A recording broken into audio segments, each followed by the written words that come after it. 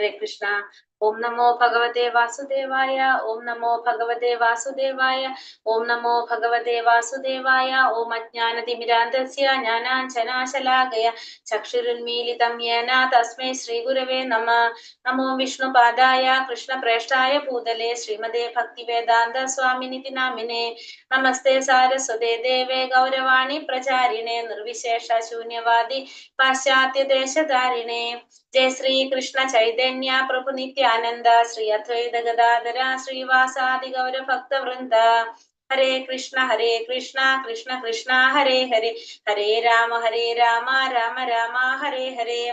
ഹരേ Krishna. Shri Shri Radha Govind temple ISKCON ബാംഗ്ലൂരിന്റെ ഭക്തിരസാമൃത Sindhu ക്ലാസ്സിലേക്ക് എല്ലാവർക്കും സ്വാഗതം. ഹരേ കൃഷ്ണ. എല്ലാവർക്കും ഹരേ കൃഷ്ണ. ഹരേ കൃഷ്ണ. പ്രണാമം. ഹരേ കൃഷ്ണ.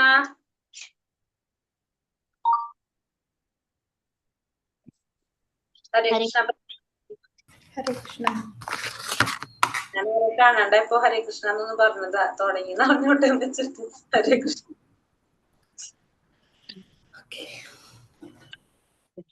ഹരേ കൃഷ്ണ. നമ്മളിപ്പോ എന്തൊക്കെയാ ഇന്നലെ കണ്ടിട്ടുണ്ടായിരുന്നത്? 2 പോയിന്റ് എടുത്ത് അല്ലെ? ഭൗതിക ദുഃഖത്തിൽ നിന്നുള്ള മോചനവും ഇന്നലെ പാപകർമ്മങ്ങൾ പഠിച്ചിട്ടുണ്ടായിരുന്നു. ഇന്ന് സുഖാണ്. കൃഷ്ണാബോധത്തിലെ സുഖാന്ന് എടുക്കല്ലേ? സർവമംഗളകാരം എടുത്തു നമ്മള്. ഇല്ല, മനസ്സിലാവൂലേ? എന്തൊക്കെയാന്നല്ല നമ്മൾ പഠിച്ചതൊന്ന് ജസ്റ്റ് ഒന്ന് നോക്ക്, ഓർത്തിട്ട് പോകാം. എന്തൊക്കെയാന്നല്ല നമ്മൾ കണ്ടത്? ഒന്ന് നമ്മള് 6 സവിശേഷ ഗുണങ്ങൾ കണ്ടു. ഏതൊക്കെയാണ്? ക്ലേശാഗ്നി, ശുഭത, മോക്ഷ, ദുർലഭ, സാന്ദ്രാനന്ദ, വിശേഷാത്മ, ശ്രീകൃഷ്ണ ആകർഷണി. അതില് പിന്നെ ഫസ്റ്റത്തെ പോയിന്റ് നമ്മൾ പറഞ്ഞു ഭൗതിക ദുഃഖത്തിൽ നിന്ന് മോചനം. അതില് നമ്മൾ പറഞ്ഞത്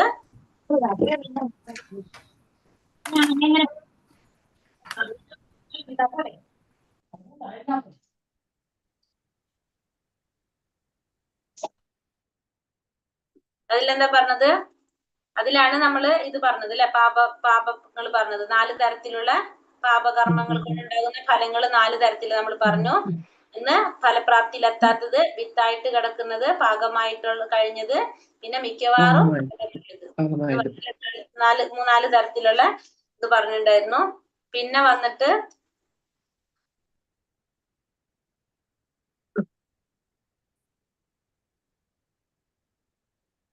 കൃഷ്ണാവബോധം സർവമംഗളം, അത് നമ്മൾ പറഞ്ഞിട്ടുണ്ടായിരുന്നു അല്ലെ? എല്ലാവർക്കും മംഗളം നൽകുന്നതാണെന്ന് പറഞ്ഞതിന് നമ്മൾ ഉദാഹരണം നമ്മളിവിടെ പറഞ്ഞത് എന്തായിരുന്നു? മധ്യ ഭാരതത്തിലെ ജാരീഖണ്ഡ വനത്തിലൂടെ സഞ്ചരിക്കുമ്പോൾ ചൈതന്യ മഹാപ്രഭുവിന്റെ കീർത്തനത്തിലൂടെ ആന, കടുവ ഇതൊക്കെ അനുഗമിച്ചതായിട്ട് പറയുണ്ടായിരുന്നു.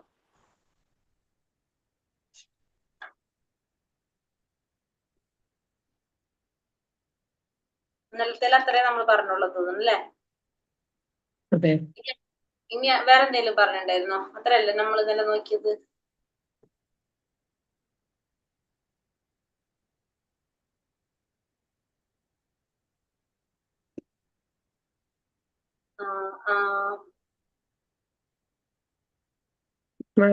കൃഷ്ണബോധ പ്രസ്ഥാനത്തിന്റെ പ്രത്യേകത.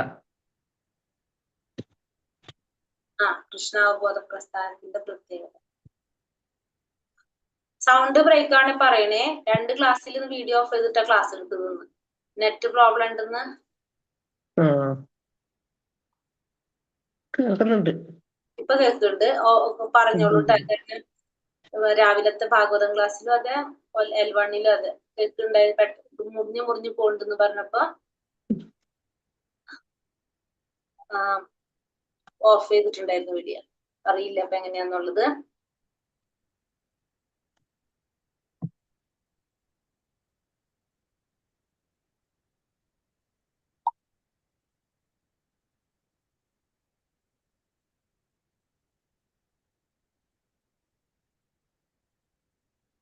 ഇന്നലെ ഞാൻ ഇതേപോലെ തന്നെ മറ്റേ ഇത് പറഞ്ഞിട്ടുണ്ടായിരുന്നില്ലേ? പാപകർമ്മങ്ങളെ കുറിച്ച് നമ്മൾ പറഞ്ഞപ്പോ ധൃതരാഷ്ട്രയുടെ പറഞ്ഞിട്ടുണ്ടായിരുന്നു അല്ലെ?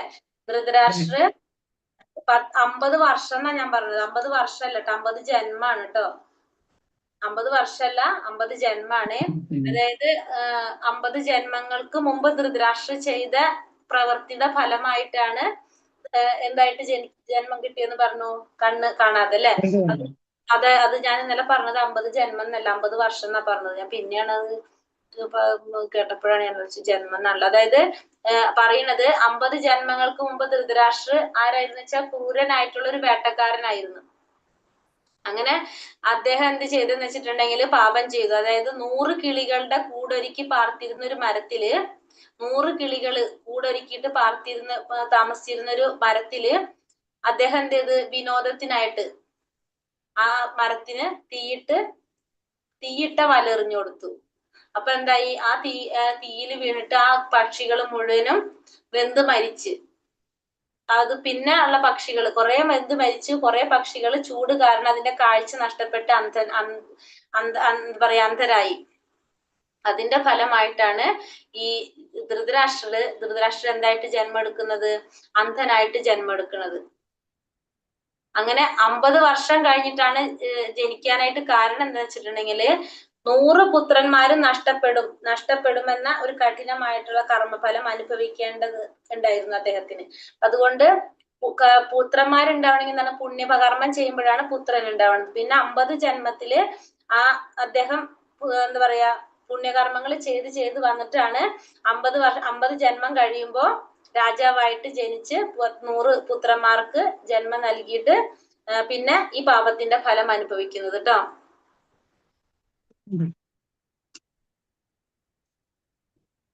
പാപത്തിന്റെ ഫലം എത്ര ജന്മങ്ങൾ കഴിഞ്ഞാലും നമുക്ക് അത് എന്താ പറയാ സെറ്റായിട്ട് വരണം. അതുവരെ നമ്മള് കാത്തിരിക്കണം അല്ലെ? ഇനി അടുത്തതിലേക്ക് പോകാം. നമുക്ക് 3-ാമത്തെ പോയിന്റ്. അപ്പൊ 2 പോയിന്റാണ് നമ്മൾ ഇതിൽ നോക്കിയിട്ടുണ്ടായിരുന്നത്. ആകെ ഫസ്റ്റത്തെ നമ്മള് എന്താണ് നമ്മൾ നോക്കിയത്? ഭക്തിയുടെ സേവനം എല്ലാ തരത്തിലുള്ള ഭൗതിക ദുഃഖങ്ങളിൽ നിന്നും മോചനം നൽകുന്നു എന്ന് പറഞ്ഞു. ക്ലേശാഗ്നി. പിന്നെ ഇത് എല്ലാ മംഗളങ്ങളും നൽകുന്നതാണ്. ഇനി കൃഷ്ണാവബോധത്തിലെ സുഖം. 3 തരത്തിലാണുള്ളത്. 3 തരത്തിലാണ് സുഖമുള്ളതെന്നാണ് രൂപഗോസ്വാമി പറയുന്നത്. ഏതൊക്കെയാണ് പറയുന്നത്? ഒന്ന് ഭൗതിക ആനന്ദത്തിൽ നിന്ന് കിട്ടുന്ന സുഖം. രണ്ടാമത് ബ്രഹ്മവുമായുള്ള ഐക്യത്തിൽ നിന്ന് ലഭിക്കുന്നത്. ഒന്ന് കൃഷ്ണാവബോധത്തിൽ നിന്ന് കിട്ടുന്നത്. ഒന്ന് ഭൗതികമായിട്ടുള്ള ആനന്ദത്തിൽ നിന്ന് നമുക്ക് കിട്ടുന്ന സുഖം. രണ്ടാമത്തത് ബ്രഹ്മവുമായുള്ള ഐക്യത്തിൽ നിന്ന് കിട്ടുന്നത്. മൂന്നാമത്തത് കൃഷ്ണാവബോധത്തിൽ നിന്ന് കിട്ടുന്നത്. 3 തരത്തില്. ഒന്ന് ഭൗതികമായിട്ടുള്ള സുഖം, ഭൗതിക ആനന്ദത്തിൽ നിന്ന് നമുക്ക് കിട്ടുന്ന സുഖം. രണ്ടാമത്തത് ബ്രഹ്മവുമായുള്ള ഐക്യത്തിൽ നിന്ന്, ബ്രഹ്മത്തിൽ ലയിക്കുമ്പോൾ നമുക്ക് കിട്ടുന്നത്. മൂന്നാമത്തത് കൃഷ്ണാവബോധത്തിൽ നിന്ന് നമുക്ക് കിട്ടുന്നത്. 3 തരത്തില് സുഖം എന്നാണ് ശ്രീല രൂപഗോസ്വാമി പറയുന്നത്. ഒന്ന് എങ്ങനെയാണ്? ഭൗതിക ആനന്ദത്തിൽ നിന്ന്, പിന്നെ ബ്രഹ്മത്തിൽ നിന്ന്, കൃഷ്ണാവബോധത്തിൽ നിന്ന്. തന്ത്രശാസ്ത്രത്തിൽ ശിവൻ പത്നിയായ സതിയോട് ഇങ്ങനെ പറയുന്നു. തന്ത്രശാസ്ത്രത്തില് ശിവൻ പറയുന്നതാണ്, സതീദേവിയോട് പറയുന്നതാണ്, പ്രിയേ, ഗോവിന്ദന്റെ പാദപത്മങ്ങളിൽ സമർപ്പണം ചെയ്ത് പരിശുദ്ധമായ കൃഷ്ണാവബോധം നേടിയ ഒരാൾക്ക് അവ്യക്തിഗതവാദികൾ ആഗ്രഹിക്കുന്ന എല്ലാ പൂർണ്ണതകളും നൽകാം. അതിനു പുറമെ ശുദ്ധ ഭക്തന്മാർ അനുഭവിക്കുന്ന പരമാനന്ദവും അയാൾക്ക് ലഭിക്കും. ഇവിടെ എന്താണ് ഭഗവാൻ മഹാദേവൻ പത്നിയോട് പറയുന്നത്? എന്താണ്? ഗോവിന്ദന്റെ പാദപത്മങ്ങളിൽ ആത്മസമർപ്പണം ചെയ്ത പരിശുദ്ധമായ കൃഷ്ണാവബോധം നേടിയ ഒരു വ്യക്തിക്ക് അവ്യക്തിഗതവാദികള് ആഗ്രഹിക്കുന്ന എല്ലാ പൂർണ്ണതകളും നൽകാനായിട്ട് സാധിക്കും. അവ്യക്തിഗതവാദികൾ ആഗ്രഹിക്കുന്ന പൂർണ്ണത എന്ന് പറയുന്നത് എവിടെ വരെയാണ്? ബ്രഹ്മം വരെ അല്ലെ? ആ ബ്രഹ്മം വരെ. അപ്പൊ ആ പൂർണ്ണത നൽകാനായിട്ട് സാധിക്കും. അത് മാത്രമല്ല, ശുദ്ധ ഭക്തന്മാർ അനുഭവിക്കുന്ന പരമാനന്ദവും അയാൾക്ക് ലഭിക്കും എന്ന് എന്തില് പറയുന്നുണ്ട്? തന്ത്രശാസ്ത്രത്തില് ശിവൻ പറയാണ് പത്നിയായ സതിയോട് പറയണ. തന്ത്രശാസ്ത്രത്തിൽ ഇങ്ങനെ പറയുന്നുണ്ട്. തന്ത്രശാസ്ത്രത്തിൽ ഇങ്ങനെ പറയുന്നു എന്ന് പറയാണ് ശിവൻ.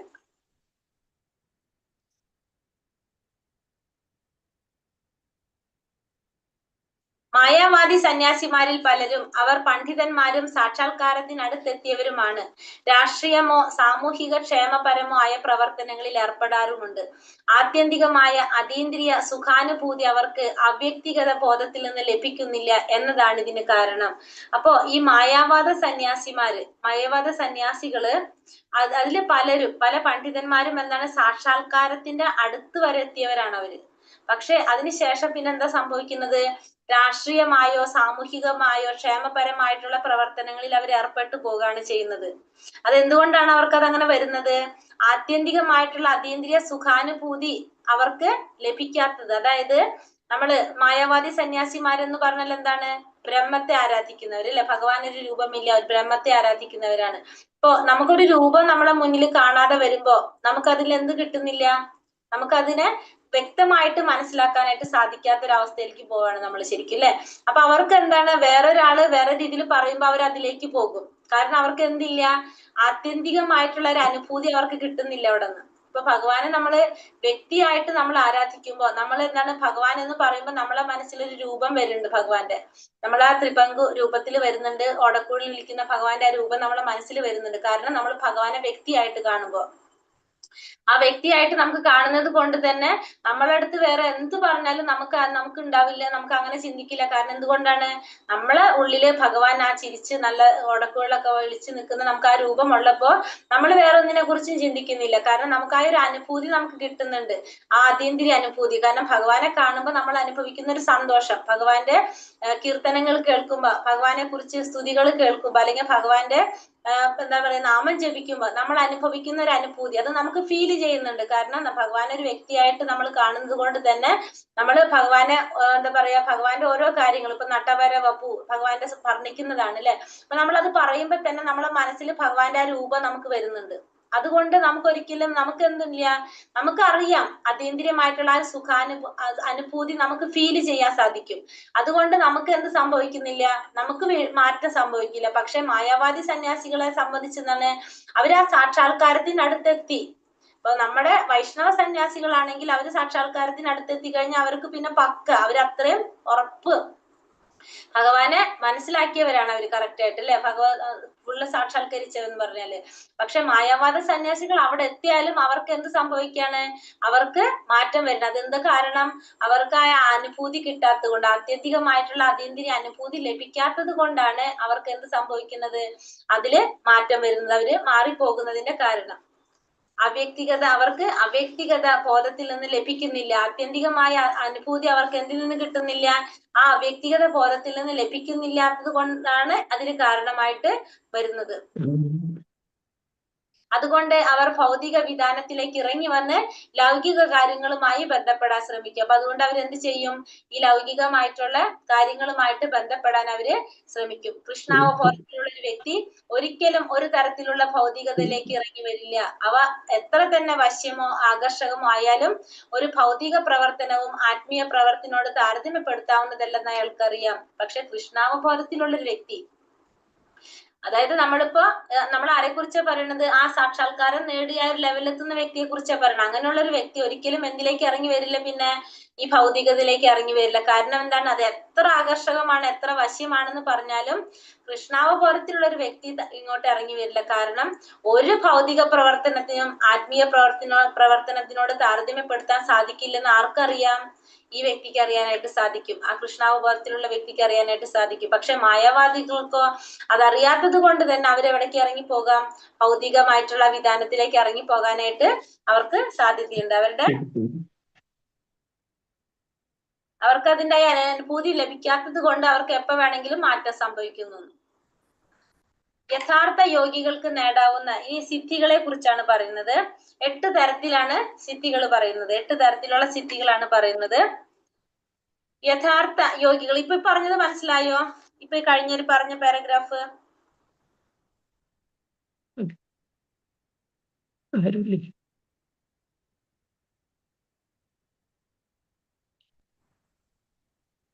ശുദ്ധമായ ഭക്തിയുടെ സേവനത്തിൽ നിന്ന് ലഭിക്കുന്ന ആനന്ദം സർവശ്രേഷ്ഠമാണ്, നിത്യമായിട്ടുള്ളതാണ്. എന്ത്? ശുദ്ധ ഭക്തിയുടെ സേവനത്തിൽ നിന്ന് ലഭിക്കുന്ന ആനന്ദം നമുക്ക് എപ്പോഴും നിലനിൽക്കുന്നതുമാണ്, ശ്രേഷ്ഠമായിട്ടുള്ളതാണ്.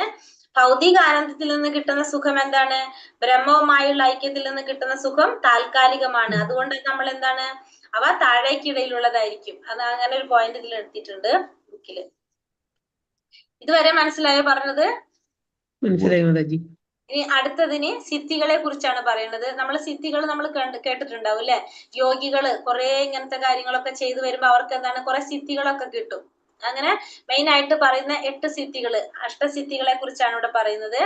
യഥാർത്ഥ യോഗിക്ക് നേടാവുന്ന സിദ്ധികൾ 8 എണ്ണമാണ്. എന്താണ് ഫസ്റ്റ് പറയുന്നത്? അണിമ സിദ്ധിയാണ് ആദ്യത്തേത്. ഫസ്റ്റത്തെ സിദ്ധി പറയുന്നത് അണിമ.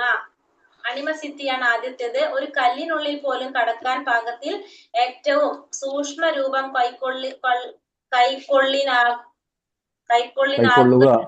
കൈക്കൊള്ളാനാവുക എന്നല്ലേ?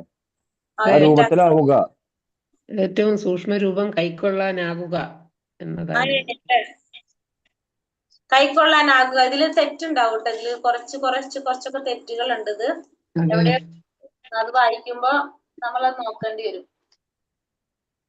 ഇങ്ങനത്തെ ചെറിയ ഫയലിലുള്ള കൈക്കൊള്ളിനാകുക എന്നാണ്. ബുക്കിലുള്ളത് കൈക്കൊള്ളാനാവും. ആ ബുക്കിലുള്ളത് കറക്റ്റ്. ആ മാതാജി എന്ന് വെച്ചിട്ടുണ്ടെങ്കിൽ ആദ്യമായിട്ട് ഇത് ചെയ്തു. കാരണം ഇതിന്റെ സ്ലൈഡ് നമുക്ക് ആദ്യം ഉണ്ടായിരുന്നത് സ്ലൈഡ് ഉണ്ടായിരുന്നില്ല ഇങ്ങനെ. അതായത് വെറുതെ കുറച്ചിങ്ങനെ അവിടെ ഇവിടെ ഒക്കെ പറഞ്ഞു പോവായിരുന്നു. പക്ഷെ ഇപ്പൊ നമ്മള് ബുക്ക് വെച്ചിട്ട് ചെയ്തതാണിത്. അപ്പൊ അതുകൊണ്ട് ആദ്യം നമ്മൾ ഈ ക്ലാസ് ഒക്കെ വേഗം 3-4 ദിവസം കൊണ്ട് ക്ലാസ് തീരുമായിരുന്നു നമ്മുടെ. കാരണം അതിലധികം ഉണ്ടായിരുന്നില്ല. അങ്ങനെയായിരുന്നു. അപ്പൊ അത് ചെയ്യിച്ചതാണ് ഇപ്പൊ പുതിയതായിട്ട്. അപ്പൊ അതുകൊണ്ട് ആ മാതാജി ആദ്യമായിട്ട് ചെയ്യണായിരുന്നോണ്ട് ഇപ്പൊ ലാസ്റ്റ് വന്നപ്പോ കുറച്ചും കൂടി നന്നായിണ്ടായിരുന്നു. പക്ഷെ ആദ്യമായിട്ട് ചെയ്യുമ്പോ ഉണ്ടാവണ കുറച്ച് മിസ്റ്റേക്കുകൾ ഉണ്ടാവില്ല. നമ്മൾ പഠിച്ചു വരുന്നല്ലോ. അപ്പൊ അതിന്റെ നമ്മളെ യഥാർത്ഥ യോഗികൾക്ക് നേടാവുന്ന സിദ്ധികൾ 8 സിദ്ധികളെ കുറിച്ചാണ് പറയുന്നത്. ഫസ്റ്റ് നമ്മൾ പറയുന്നത് അണിമ സിദ്ധിയാണ് ആദ്യത്തേത്. അണിമ സിദ്ധി എന്ന് പറയുന്നത് ഒരു കല്ലിനുള്ളിൽ പോലും കടക്കാൻ പാകത്തിൽ ഏറ്റവും സൂക്ഷ്മ രൂപം കൈക്കൊള്ള എന്നതാണ് ഈ സിദ്ധിയുടെ സവിശേഷത. അതായത് നമുക്ക് ശരീരം എത്ര ചെറുതാക്കാനും ചുരുക്കാനുള്ള കഴിവ്. അതാണ് ഏത് സിദ്ധി? അണിമ സിദ്ധി പറയുന്നത്. ഏറ്റവും നമ്മളെ ശരീരം ഏറ്റവും ചെറുതാക്കാനായിട്ട് എത്രയോ നമുക്ക് ചെറുതാക്കാൻ ചുരുക്കാനും സാധിക്കുമോ ആ കഴിവാണ് ഏത് സിദ്ധി വരുന്നത്? അണിമ പറയുന്നത് ശരീരത്തെ എത്രത്തോളം ചെറുതാക്കാൻ സാധിക്കും അല്ലെങ്കിൽ എത്രയും ചുരുക്കാൻ സാധിക്കും. അതാണ് അണിമ സിദ്ധി പറയുന്നത്. അതാണ് അണിമ സിദ്ധിയുടെ പ്രത്യേകത. ആധുനിക ശാസ്ത്രവും ഈ നേട്ടം കല്ലിനുള്ളിൽ കടക്കുക എന്നത് കൈവരിച്ചിട്ടുണ്ട്. പർവ്വതങ്ങൾ തുരന്ന് എത്രയോ ഗുഹാമാർഗങ്ങൾ ആധുനിക സാങ്കേതിക വിദ്യയുടെ ഫലമായി നമുക്ക് കിട്ടിയിട്ടുണ്ട്. അതുപോലെ തന്നെയാണ് മറ്റ് യോഗാസിദ്ധികളുടെയും കഥ. അതുകൊണ്ട് അവയൊക്കെ ഭൗതിക കലകൾ മാത്രമാണ്. അപ്പൊ ഈ സിദ്ധികൾ കൊണ്ട് എന്താ പറയുന്നത്? പർവ്വതങ്ങൾ തുരന്ന് എത്രയോ ഗുഹാമാർഗങ്ങൾ ആധുനിക സാങ്കേതിക വിദ്യയുടെ ഫലമായിട്ട് നമുക്ക് കിട്ടിയിട്ടുണ്ട്. അതുപോലെ തന്നെ മറ്റുള്ള യോഗാസിദ്ധികളെയും കുറിച്ച് ഇനി പറയാൻ പോവുകയാണ്. ഇതേപോലെ തന്നെയാണ്. അപ്പൊ ഈ പറഞ്ഞ സിദ്ധികൾ. അപ്പൊ യൗകിക പൂർണ്ണതയ്ക്കും ഭൗതിക പൂർണ്ണതയ്ക്കും തമ്മിൽ ഒരു വ്യത്യാസമില്ലെന്ന് വ്യക്തം. ഒന്ന് നോക്കട്ടെ.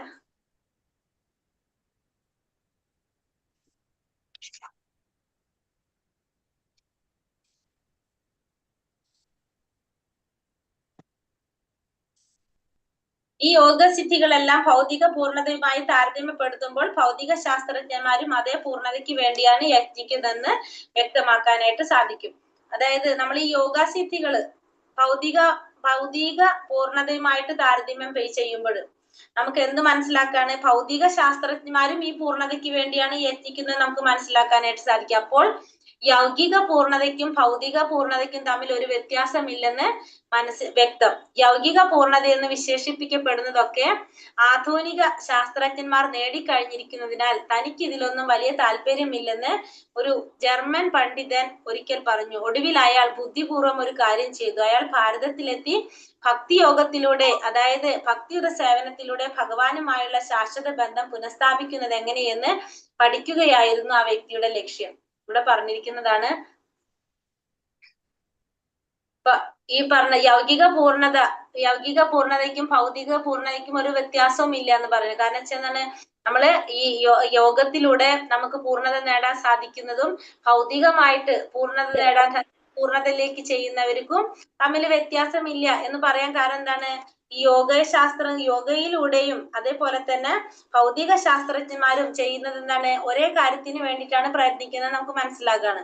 അപ്പോൾ യൗകിക പൂർണ്ണതയും ഭൗതിക പൂർണ്ണതയും തമ്മിൽ വ്യത്യാസമില്ല എന്ന് വരാണ്. പക്ഷെ എന്താ ഇവിടെ പറയണത്? യൗകിക പൂർണ്ണത എന്ന് വിശേഷിപ്പിക്കപ്പെടുന്നതൊക്കെ ആധുനിക ശാസ്ത്രജ്ഞന്മാർ നേടിക്കഴിഞ്ഞിരിക്കുന്നതിനാൽ തനിക്ക് ഇതിലൊന്നും വലിയ താല്പര്യമില്ല എന്ന് ആര് പറയാണ്? ഒരു ജർമ്മൻ പണ്ഡിതൻ ഒരിക്കലും പറഞ്ഞു. പക്ഷെ അയാള് പിന്നെന്താ ചെയ്തത്? ബുദ്ധിപൂർവം അയാള് ഭാരതത്തിലെത്തിയിട്ട് ഭക്തി യോഗയിലൂടെ എന്ത് ചെയ്യാണ് ചെയ്യുന്നത്? ഭഗവാനുമായിട്ടുള്ള ഒരു ശാശ്വത ബന്ധം പുനഃസ്ഥാപിക്കാനായിട്ട് പഠിക്കാനായിട്ട് അയാള് ലക്ഷ്യമിട്ടു എന്നാണ് പറയുന്നത്.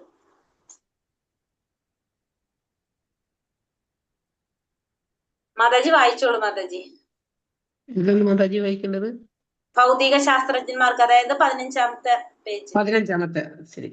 ഭൗതിക ശാസ്ത്രജ്ഞന്മാർക്ക് ഇനിയും അപ്രാപ്യമായ ചില സവിശേഷ പ്രക്രിയകൾ യോഗസമ്പൂർണതയിൽ ഉണ്ടെന്നുള്ള കാര്യം തീർച്ച. ഉദാഹരണത്തിന് സൂര്യരശ്മി ഉപയോഗിച്ച് സൂര്യമണ്ഡലത്തിലെത്താൻ യോഗിക്ക് കഴിയും. ഈ സിദ്ധിക്കാണ് ലഘിമ എന്ന് പറയുന്നത്. അതുപോലെ യോഗിക്ക് ചന്ദ്രനെ വിരൽ കൊണ്ട് സ്പർശിക്കാനാവും. ആധുനിക ശൂന്യാകാശ യാത്രക്കാർ ശൂന്യാകാശ പേടകത്തിൽ യാത്ര ചെയ്ത് ചന്ദ്രനിൽ എത്തിയെങ്കിലും അവർക്ക് ഏറെ കഷ്ടപ്പെടേണ്ടി വന്നു. അതേസമയം യൗകിക പൂർണ്ണതയുള്ളയാൾ കൈനീട്ടി വിരൽ കൊണ്ട് ചന്ദ്രനെ സ്പർശിക്കുന്നു. ഈ സിദ്ധിക്കാണ് പ്രാപ്തി എന്ന് പറയുന്നത്. പ്രാപ്തിയിലൂടെ ചന്ദ്രനെ തൊടുക മാത്രമല്ല, ഇഷ്ടമുള്ളിടത്തോളം ദൂരത്തേക്ക് കൈനീട്ടാൻ അയാൾക്ക് സാധിക്കും. വളരെ അകലങ്ങളിലുള്ള വൃക്ഷങ്ങളിലെ ഫലങ്ങൾ കൈനീട്ടി പറിക്കാൻ പ്രാപ്തി സിദ്ധിക്കാരന് കഴിയും. ആധുനിക ശാസ്ത്രജ്ഞർ ന്യൂക്ലിയർ ആയുധങ്ങൾ നിർമ്മിച്ചു. അതുപയോഗിച്ച് ഈ ഭൂമിയുടെ വളരെ ചെറിയ ഒരു ഭാഗം നശിപ്പിക്കാൻ അവർക്ക് കഴിയുകയും ചെയ്യും. എന്നാൽ ഈശിത എന്ന യോഗസിദ്ധി കൊണ്ട് ഒരു ഗ്രഹം പൂർണ്ണമായി തന്നെ സ്വന്തം ഇച്ഛാശക്തിയിൽ നിർമ്മിക്കാനോ നശിപ്പിക്കാനോ ഒരാൾക്ക് കഴിയും. മറ്റൊരു സിദ്ധിയാണ് വശിത്വം.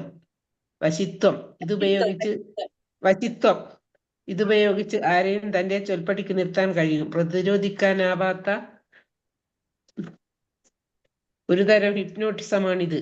ഈ സിദ്ധി നേടിയ ചില യോഗികൾ ആളുകളുടെ മധ്യത്തിലെത്തി ഒട്ടേറെ വങ്കത്വങ്ങൾ പ്രസംഗിച്ച് അവരുടെ മനസ്സിനെ നിയന്ത്രിക്കുകയും അവരെ ചൂഷണം ചെയ്യുകയും പണം തട്ടിയെടുത്തുകൊണ്ട് കടന്നു കളയുകയും ചെയ്യുന്നതായി കണ്ടിട്ടുണ്ട്.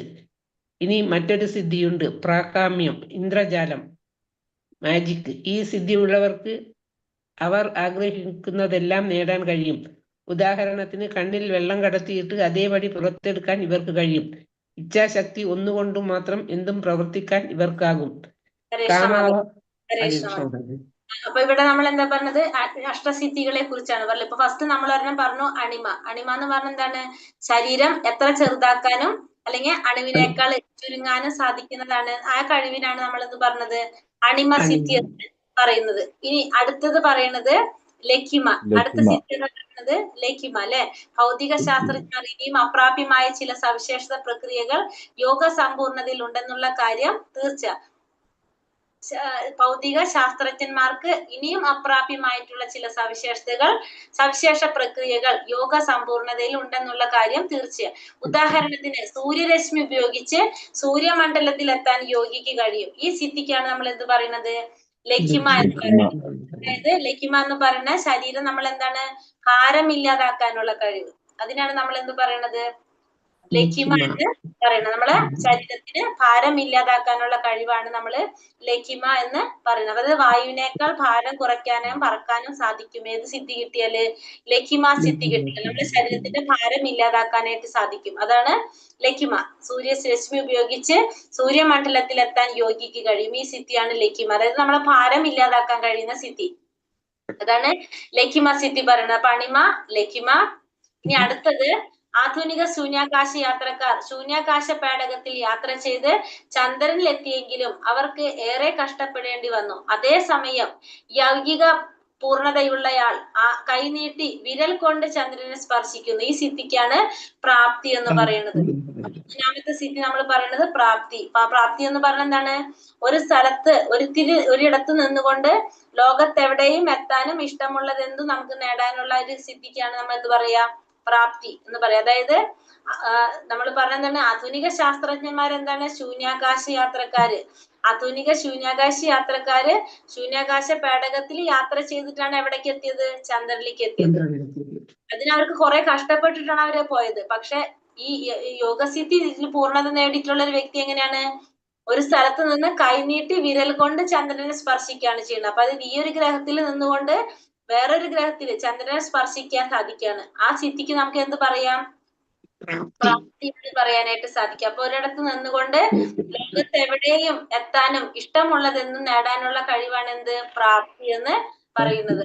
മൂന്നാമത്തെ സിദ്ധി നമ്മൾ പറയുന്നത് പ്രാപ്തി. ഫസ്റ്റ് അണിമ, ലിഖിമ, മൂന്നാമത്തെ പ്രാപ്തി. അപ്പൊ നമുക്ക് കൈയെത്തിച്ച് എല്ലാത്തിനെയും സ്പർശിക്കാനായിട്ട് സാധിക്കണം. നമുക്ക് നേടാനായിട്ടുള്ള കഴിവാണ് പ്രാപ്തി എന്ന് പറയുന്നത്, മൂന്നാമത്തെ സിദ്ധി. ഇനി അടുത്തത്, ആധുനിക ശാസ്ത്രജ്ഞന്മാർ ന്യൂക്ലിയർ ആയുധങ്ങൾ നിർമ്മിച്ചു. അതുപയോഗിച്ച് ഈ ഭൂമിയുടെ വളരെ ചെറിയൊരു ഭാഗം നശിപ്പിക്കാൻ അവർക്ക് കഴിയുകയും ചെയ്യും. എന്നാൽ ഈശിത എന്ന യോഗസിദ്ധി കൊണ്ട് ഒരു ഗ്രഹം പൂർണ്ണമായി തന്നെ സ്വന്തം ഇച്ഛാശക്തിയാൽ നിർമ്മിക്കാനോ നശിപ്പിക്കാനോ ഒരാൾക്ക് കഴിയും. അടുത്ത സിദ്ധി എന്താണ്? ഈശിത. അടുത്ത സിദ്ധിയാണ് ഈശിത എന്ന് പറയുന്നത്. ഈശിത്വം എന്ന് പറയുന്നത്. ഈശിത്വം എന്നല്ല, ഈശിത്വം. അത് വേറെ. ഈശിത്വം വശിത്വം രണ്ടെണ്ണം ഉണ്ട് മാതാജി. ഈശിത്വം എന്ന് പറഞ്ഞാല് പ്രകൃതി ശക്തികളുടെയും മൂലകങ്ങളെയും നിയന്ത്രിക്കാനായിട്ടുള്ള കഴിവ്. പ്രകൃതി ശക്തികളെയും മൂലകങ്ങളെയൊക്കെ നിയന്ത്രിക്കാനുള്ള കഴിവിന് നമുക്ക് എന്ത് പറയാം?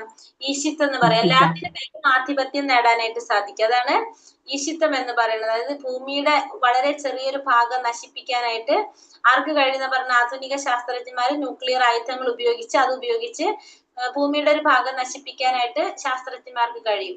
എന്നാൽ ഈശിത്വ എന്ന യോഗസിദ്ധി കൊണ്ട് ഒരു ഗ്രഹം പൂർണ്ണമായി തന്നെ സ്വന്തം ഇച്ഛാശക്തിയിൽ നിർമ്മിക്കാനും നശിപ്പിക്കാനും കഴിയുന്ന, അതാണ് എന്ത്? ഈശിത്വം എന്ന് പറയുന്നത്. അപ്പൊ പൂർണ്ണമായിട്ട് നമുക്ക് എന്ത് ചെയ്യാൻ സാധിക്കാണ്? സ്വന്തം ഇച്ഛാശക്തി കൊണ്ട് ഒരു ഗ്രഹം നിർമ്മിക്കാനും സാധിക്കും, നശിപ്പിക്കാനും സാധിക്കുന്ന ഒരാളുടെ കഴിവിനെ നമുക്ക് എന്ത് പറയാം? ഈശിത്വം എന്ന് പറയാനായിട്ട് സാധിക്കും. അപ്പൊ ഒരു അടുത്ത സിദ്ധിയാണ് ഈശിത്വം എന്ന് പറയുന്നത്. അപ്പൊ നമ്മൾ അണിമ, പിന്നെ ഏതാണ് പറഞ്ഞ ലഖിമ, പിന്നെ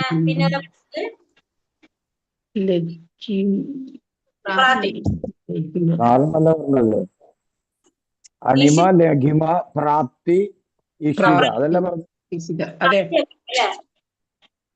പ്രാപ്തി പറഞ്ഞല്ലോ. പ്രാപ്തി പറഞ്ഞു. അണിമ, ലഖിമ, പ്രാപ്തി, ഈശിത പറഞ്ഞു. ഇനി അടുത്തത് മറ്റൊരു സിദ്ധിയാണ് വശിത്വം. വശിത്വം ഉപയോഗിച്ച് ആരെയും തന്റെ ചൊൽപ്പടിക്ക് നിർത്താൻ കഴിയും. അപ്പൊ വശിത്വം എന്ന് പറയുന്നത് എന്താണ്? എല്ലാവരെയും നമ്മുടെ ചൊൽപ്പടിക്ക് നിർത്താനായിട്ട് അല്ലെങ്കിൽ അവരുടെ നിയന്ത്രിക്കാനുള്ള ഒരു കഴിവിനെ നമുക്ക് എന്ത് പറയാ? വശിത്വം എന്ന് പറയാം. വേറെ സിദ്ധിയാണ് വശിത്വം എന്ന് പറയുന്നത്. പിന്നെ അടുത്തതാണ് പ്രാകാമ്യം. പ്രാകാമ്യം എന്ന് വെച്ചാല് ഇനി മറ്റൊരു സിദ്ധിയാണ് പ്രാകാമ്യം. പ്രകൃതിക്ക് വിധേയമായി എന്തും സൃഷ്ടിക്കാനുള്ള സിദ്ധിയാണ് എന്ത്? പ്രാകാമ്യം എന്ന് പറയുന്നത്. പ്രകൃതിക്ക് വിധേയമായിട്ട് എന്തും സൃഷ്ടിക്കാനുള്ള കഴിവ് നമുക്ക് എന്താണ്? പ്രാകാമ്യം എന്ന് പറയാം. അതായത് എന്തും ആഗ്രഹിക്കാനും അത് പ്രാവർത്തികമാക്കാനും നമുക്ക് സാധിക്കുന്നത്. ഇപ്പൊ നമുക്ക് ആയുസ് കൂട്ടണം എന്ന് ആഗ്രഹിക്കുകയാണെങ്കിൽ നമുക്ക് ആയുസ് കൂട്ടാനായിട്ട് സാധിക്കും. അതാണ് ആ സിദ്ധിയാണ് എന്ത്? പ്രാകാമ്യം എന്ന് പറയുന്നത്. എന്നാൽ കാമാവസായിത സിദ്ധിയിൽ പ്രകൃതിക്കെതിരായി പ്രവർത്തിക്കാനും പറ്റുന്നു. പിന്നെ ഏറ്റവും വലിയ സിദ്ധിയാണ് കാമാവസായിത എന്ന് പറയുന്നത്. ഈ അഷ്ടസിദ്ധിയിൽ വരുന്നില്ല, അത് അല്ലാതെ ഇവിടെ കൊടുത്തിരിക്കുകയാണ്. കാമാവസായിത, അതാണ് ഏറ്റവും വലിയ സിദ്ധി എന്ന് പറയുന്നത്. അത് എന്താണ്? പ്രകൃതിക്ക് വിധേയമായിട്ട് എന്തും സൃഷ്ടിക്കാനായിട്ട്, പ്രകൃതിക്ക് അനുസരണമായിട്ട്, പ്രകൃതിക്ക് വിധേയമായിട്ട് എന്തും ചെയ്യാനായിട്ട് സാധിക്കും. അതാണ് പ്രകൃതിക്ക് എതിരായിട്ട് പ്രവർത്തിക്കാൻ പറ്റുന്നത്. അതാണ് കാമാവസായിത എന്ന് പറയുന്നത്. അതാണ് ഏറ്റവും വലിയ സിദ്ധിയായിട്ട് പറയുന്നത് കേട്ടോ, കാമാവസായിതം. പിന്നെ ഏതാ പറയാനുള്ളത്? പ്രാകാമ്യം പറഞ്ഞു. പെട്ടെന്നല്ലോ 4, 5, 6, 7 ആയിട്ടുള്ളൂ. 7 ആയിട്ടുള്ളൂ.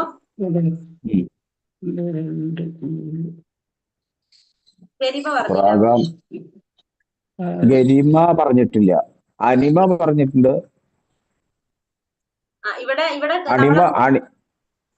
അണിമ പറഞ്ഞു, മറ്റേത് പറഞ്ഞിട്ടില്ല. ഗരിമ എന്ന് പറയുന്നത് പറഞ്ഞിട്ടില്ല എന്താന്നുള്ളത്. ഗരിമ പറഞ്ഞിട്ടില്ല അല്ലെ. അപ്പൊ 8 സിദ്ധിയില് പറയുന്നത് അണിമ മഹിമ ഗരിമ ലഹിമ പ്രാപ്തി പ്രാകാമ്യം ഇഷിത്തം വശിത്തം, അതാണ് 8 പറയുന്നത്. ഈ കാമാവാസായിത പറയുന്നത് ഏറ്റവും എന്താ പറയാ വലിയ സിദ്ധിയാണെന്ന് പറഞ്ഞിട്ട് ഇതിൽ കൊടുത്തിരിക്കുന്നതാണ്. അപ്പൊ നമ്മൾ ഒരെണ്ണം വേറെ പറയുന്നത് ഗരിമ സിദ്ധിയാണ് പറയുന്നത്. ഗരിമ സിദ്ധി എന്ന് പറഞ്ഞാല് നമ്മളെ ശരീരം നമ്മൾ എന്താ പറഞ്ഞത്, നമുക്ക് വലുതാക്കാനും സാധിക്കും വികസിപ്പിക്കാനും സാധിക്കുന്നത് അല്ലെ. രണ്ടാമത്തത് ഭാരമുള്ളതാക്കാനായിട്ട്, ഏറ്റവും അമിതമായിട്ട് ഭാരമുള്ളതാക്കാനായിട്ട് സാധിക്കുന്നത്, പാറ പോലെ എന്താ പറയാ അനക്കമില്ലാത്തതാക്കാൻ സാധിക്കുന്ന ആ കഴിവാണ് എന്ത് ഗരിമ എന്ന് പറയുന്നത്. അതാണ് ഒരു സിദ്ധി വേറെ ഗരിമ. ശരീരം വലുതാക്കാനായിട്ടും പാറ പോലെ നിലനിർത്താനായിട്ടുള്ള കഴിവ് അല്ലേ? അതായത് നമ്മുടെ ശരീരം എന്താ പറയാ ഭാരമുള്ളതാക്കാനായിട്ട്. ഹനുമാനെ പോലെയാണോ? അതെ, അതിന് നമുക്കിപ്പോ ഭഗവാന്റെ ഓരോ അവതാരങ്ങൾ വെച്ചിട്ട് നമുക്കത് പറയാനായിട്ട് സാധിക്കും. ഇതൊക്കെ ഈ സിദ്ധികൾ കുറെ ഭാരമുള്ളതാക്കല്ലല്ലോ മാതാജി, ഹനുമാന്റെ ശരീരം വലുതാക്കല്ല ചെയ്യുന്നത്. അതെ, അത് മഹിമ അല്ലേ. വലുതാക്കാനും വികസിപ്പിക്കാനുള്ള കഴിവ് മഹിമ. പിന്നെ എത്ര ചെറുതാക്കാനും ചുരുക്കാനും ഉള്ള കഴിവ് അണിമ. ഗരിമ എന്ന് വെച്ചിട്ടുണ്ടെങ്കിൽ അമിത ഭാരമുള്ളതാക്കാനുള്ള കഴിവ് ഗരിമ. ലഖിമ എന്ന് വെച്ചിട്ടുണ്ടെങ്കിൽ ഭാരം ഇല്ലാതാക്കാനുള്ള കഴിവ് ലഖിമ. ഒരിടത്ത് നിന്ന് മറ്റു എവിടെയും എത്തിപ്പിടിക്കാനായിട്ട് നമുക്ക് ഇഷ്ടമുള്ളതെല്ലാം എത്തിപ്പിടിക്കാനുള്ള കഴിവ് പ്രാപ്തി. ആഗ്രഹിക്കുന്നതൊക്കെ പ്രാവർത്തികമാക്കാനുള്ള കഴിവ് പ്രാകാമ്യം. പിന്നെ എന്താണ് പറയുക, നമ്മള് പ്രകൃതിയെ നിയന്ത്രിക്കാനായിട്ട് സാധിക്കുന്നത്, നമുക്ക് നശിപ്പിക്കാനും നിലനിർത്താനും സാധിക്കുന്നത് ഇഷിത്തം. എല്ലാവരെയും നിയന്ത്രിക്കാൻ സാധിക്കുന്നത്, മറ്റുള്ളവരൊക്കെ നിയന്ത്രിക്കാനായിട്ട് അവരുടെ മനസ്സിനെ നിയന്ത്രിക്കാൻ സാധിക്കുന്നത് വശിത്വം. അങ്ങനെയാണ് 8 സിദ്ധികള് പറയുന്നത്.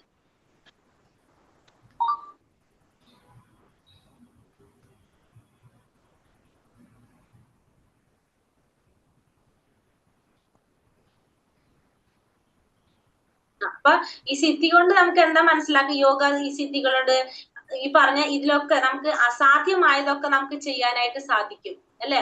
ഇത്തരം സിദ്ധികൾ കൊണ്ട് താൽക്കാലികമായ സുഖമോ ആനന്ദമോ ഒക്കെ നേടാൻ കഴിയുമെന്ന് സമ്മതിക്കാൻ. അതായത് നമുക്ക് താൽക്കാലികമായിട്ട് സുഖമോ ആനന്ദമോ ഒക്കെ നേടാനായിട്ട് ഈ സിദ്ധികൾ കൊണ്ടൊക്കെ സാധിക്കുന്നു. ഈ 8 സിദ്ധികള് നോട്ട് ചെയ്തോ?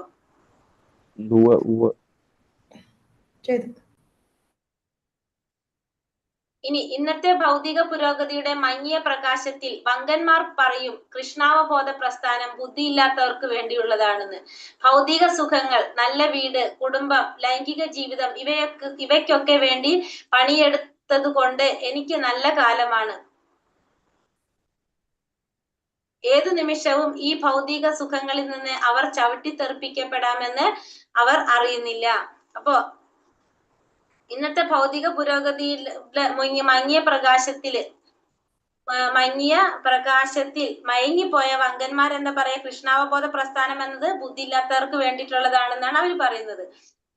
ഭൗതിക സുഖങ്ങള്, അതായത് നല്ല വീട്, കുടുംബം, ലൈംഗിക ജീവിതം, ഇതൊക്കെ അതായത് ഭൗതിക സുഖങ്ങൾക്ക് വേണ്ടി പണിയെടുത്തിട്ട്, അതായത് നമ്മള് ഇവിടെ എന്താ പറഞ്ഞ ഇവയ്ക്കൊക്കെ വേണ്ടി പണിയെടുത്തത് കൊണ്ട് എനിക്ക് നല്ല കാലമാണ്. ഏത് നിമിഷവും ഈ ഭൗതിക സുഖങ്ങളിൽ നിന്ന് അവർ ചവിട്ടിത്തെറിപ്പിക്കപ്പെടാമെന്ന് അവരറിയുന്നില്ല. യഥാർത്ഥ ജീവിതം അനശ്വരമാണെന്ന് അജ്ഞത മൂലം അവർക്ക് മനസ്സിലാക്കാനായിട്ട് സാധിക്കുന്നില്ല.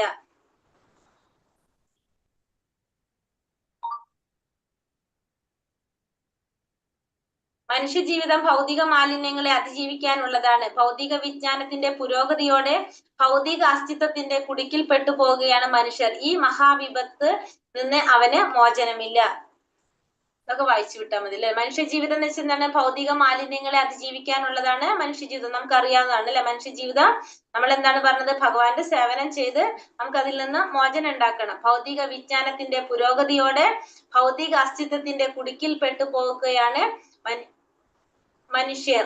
ഈ മഹാവിപത്തിൽ നിന്ന് അവന് മോചനമില്ല. ഭൗതിക വിജ്ഞാനത്തിന്റെ പുരോഗതിയോടെ നമ്മള് ആ ഭൗതിക ജ്ഞാനം നേടും തോറും നമുക്ക് എന്താ സംഭവിക്കുന്നത്? ആ ഭൗതികതയുടെ കുടുക്കിലേക്ക് നമ്മൾ പെട്ടു പോവുകയാണ് ചെയ്യുന്നത്. അതിൽ നിന്ന് നമുക്ക് മോചനമില്ല. അപ്പൊ നമ്മൾ ഈ മനുഷ്യ ജീവിതം കൊണ്ട് എന്ത് ചെയ്യണം? ഭൗതികമായിട്ടുള്ള ഈ മാലിന്യങ്ങൾ അതിജീവിക്കാനായിട്ട് നമുക്ക് സാധിക്കണം. അതെങ്ങനെയാ സാധിക്കുക? ഭഗവാൻ സേവനം ചെയ്തുകൊണ്ടാണ് സാധിക്കുന്നത്. ഇനി മഹാഭക്തനായ പ്രഹ്ലാദൻ നരസിംഹ ഭഗവാനോട് ഇങ്ങനെ പ്രാർത്ഥിച്ചു എന്ന് ഹരിഭക്തി സുധോദയത്തിൽ പറയുന്നുണ്ട്. എന്താണ് പറഞ്ഞ, ഭഗവാനെ അങ്ങയുടെ പാതാരവിന്ദങ്ങളിൽ ഭക്തിയുടെ സേവനം ചെയ്യാൻ കൂടുതൽ ശക്തി തരണമേ എന്നാണ് വീണ്ടും വീണ്ടും എനിക്ക് പ്രാർത്ഥിക്കാനുള്ളത്. അപ്പൊ പ്രഹ്ലാദ മഹാരാജാവ് എന്താ പ്രാർത്ഥിക്കുന്നത്? പറയുന്നത് നരസിംഹ ഭഗവാനോട് പ്രഹ്ലാദൻ പ്രാർത്ഥിക്കുന്നത് എങ്ങനെയാണ്? അങ്ങയുടെ പാതാരവിന്ദങ്ങളിലെ ഭക്തിയുടെ സേവനം ചെയ്യാൻ കൂടുതൽ കൂടുതൽ ശക്തി തരണം എന്നാണ് എനിക്ക് വീണ്ടും വീണ്ടും പ്രാർത്ഥിക്കാനുള്ളത്. എന്റെ കൃഷ്ണാവബോധം കൂടുതൽ ശക്തവും സ്ഥിരവുമാക്കണമേ. കാരണം കൃഷ്ണാവബോധവും ഭക്തി സേവനവും കൊണ്ട് ലഭിക്കുന്ന ആനന്ദം അതുല്യമാണ്. ഈ രണ്ടും കൊണ്ട് ഒരാൾക്ക് മതപരവും സാമ്പത്തികവും ഐന്തിരികവുമായ സർവസിദ്ധികളും ഉണ്ടാകുന്നു. ഒടുവിൽ ഭൗതിക അസ്തിത്വത്തിൽ നിന്ന് മോചനവും ലഭിക്കുന്നു. അപ്പോ പ്രഹ്ലാദ് മഹാരാജാവ് എന്താ പ്രാർത്ഥിക്കുന്നത്? പ്രഹ്ലാദ് കുമാരൻ പ്രാർത്ഥിക്കുന്നത് ഭഗവാന്റെ പാതാരവിന്ദങ്ങളിൽ ഭക്തിയുടെ സേവനം ചെയ്യാനായിട്ട് കൂടുതൽ ശക്തി തരണം എന്നാണ് പറയുന്നത്, അല്ലെ? പ്രഹ്ലാദനെ പോലെ പ്രോബ്ലം ഉള്ള ഒരാളുണ്ടായിട്ടില്ല നമ്മൾ പറയും ഭക്തിയില്. കാരണം വീട്ടില് നമുക്കറിയാം, ഭഗവാന്റെ നാമം ചൊല്ലാൻ പോയിട്ട് ഒന്നും ചെയ്യാൻ പറ്റില്ലായിരുന്നില്ല. അത്രയും ഉപദ്രവം ആരിൽ നിന്ന് കിട്ടിയിട്ടുണ്ട്? അച്ഛനിൽ നിന്ന് കിട്ടിയിട്ടുണ്ട്. ആ പ്രഹ്ലാദകുമാരൻ എന്താ പ്രാർത്ഥിക്കുന്നത്? വീണ്ടും വീണ്ടും ശക്തി, ഭഗവാന്റെ സേവനം ചെയ്യാനായിട്ട് കൂടുതൽ ശക്തി തരണം എന്നാണ് പ്രാർത്ഥിക്കുന്നത്. പിന്നെ എന്റെ കൃഷ്ണാവബോധം കൂടുതൽ ശക്തവും സ്ഥിരവുമാക്കി തരണം എന്നാണ് പ്രാർത്ഥിക്കുന്നത്. കാരണം ആ കൃഷ്ണാവബോധം കൊണ്ടും ഭക്തിയുടെ സേവനം കൊണ്ടും ലഭിക്കുന്ന ആനന്ദം അതിന് അത്രയും അതുല്യമായിട്ടുള്ളതാണ്. അങ്ങനത്തെ ഒരു ആനന്ദമാണ് ലഭിക്കുന്നത്.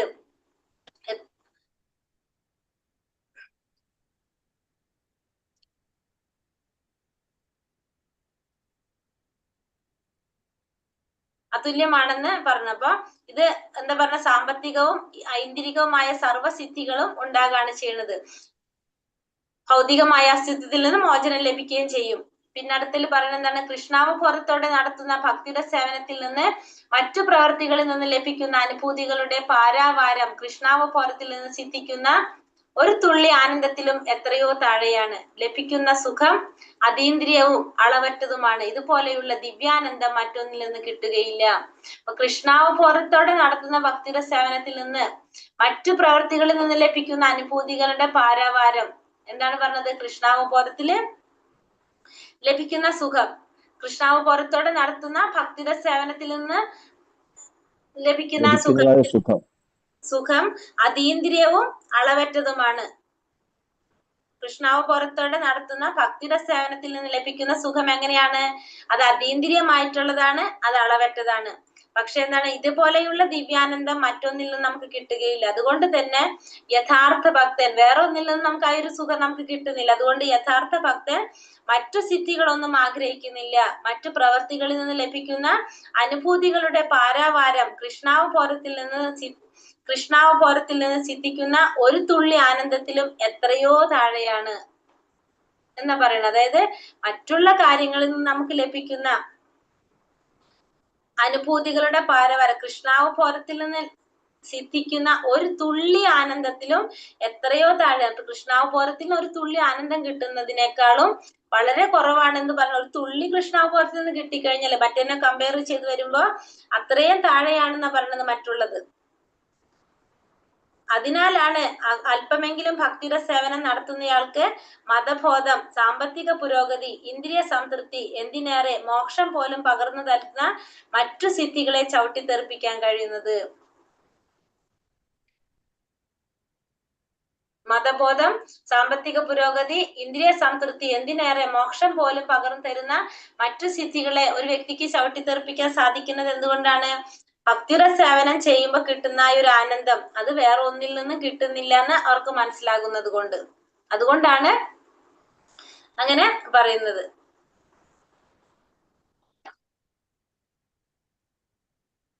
ഇനി നാരദ പഞ്ചരാത്രത്തിൽ പറയുന്നത്, ഭക്തിയുടെ സേവനത്തിൽ അല്പമെങ്കിലും പുരോഗതി കൈവരിച്ചയാൾ മതാനുശാസനകളിൽ നിന്നോ സാമ്പത്തിക പുരോഗതിയിൽ നിന്നോ ഐന്ദ്രിയ സംതൃപ്തനത്തിൽ നിന്നോ 5 തരം മുക്തികളിൽ നിന്നോ ലഭിക്കുന്ന സുഖം ആഗ്രഹിക്കുന്നില്ല. അപ്പൊ ഭക്തിയുടെ സേവനത്തിൽ അല്പമെങ്കിലും പുരോഗതി കൈവരിച്ചിട്ടുള്ള ഒരു വ്യക്തി മതാനുശാസനങ്ങളിൽ നിന്ന് അല്ലെങ്കിൽ സാമ്പത്തിക പുരോഗതിയിൽ നിന്ന് അല്ലെങ്കിൽ ഇന്ദ്രിയ സംതൃപ്തിയിൽ നിന്നൊന്നും അല്ലെങ്കിൽ 5 തരം മുക്തികളിൽ നിന്ന് അതിൽ നിന്നൊന്നും സുഖം ഒരിക്കലും ആഗ്രഹിക്കുന്നില്ല. ഭക്തിയുടെ സേവനത്തില് അല്പമെങ്കിലും പുരോഗമിച്ചു കഴിഞ്ഞാല് അപ്പൊ അതിൻ്റെ ഒരു രുചി മനസ്സിലാക്കി കഴിഞ്ഞാൽ പിന്നെ വേറെ ഒന്നിനെ കുറിച്ചും ആ വ്യക്തി ആഗ്രഹിക്കുന്നില്ല, വേറെ ഒന്നും ആ വ്യക്തി ചിന്തിക്കുന്നില്ല.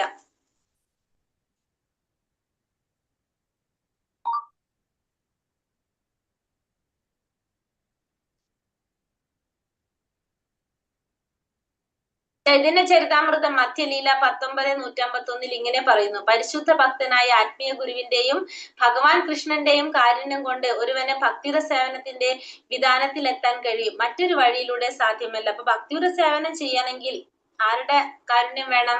ഭഗവാന്റെ ഗുരുവിന്റെ കാരുണ്യം വേണം. ഭഗവാന്റെ ഗുരുവിന്റെ കാരുണ്യമില്ലാതെ നമുക്ക് എന്ത് ചെയ്യാൻ സാധിക്കില്ല? ഭക്തിയുടെ സേവനത്തിന്റെ ആ വിധാനത്തിലേക്ക് എത്താനായിട്ട്, ഭക്തിയുടെ സേവനത്തിലേക്ക് കടക്കാനായിട്ട് സാധിക്കില്ല. ഭഗവാൻ കൃഷ്ണൻ ഭക്തിയുടെ സേവനത്തിനുള്ള അവസരം എല്ലാവർക്കും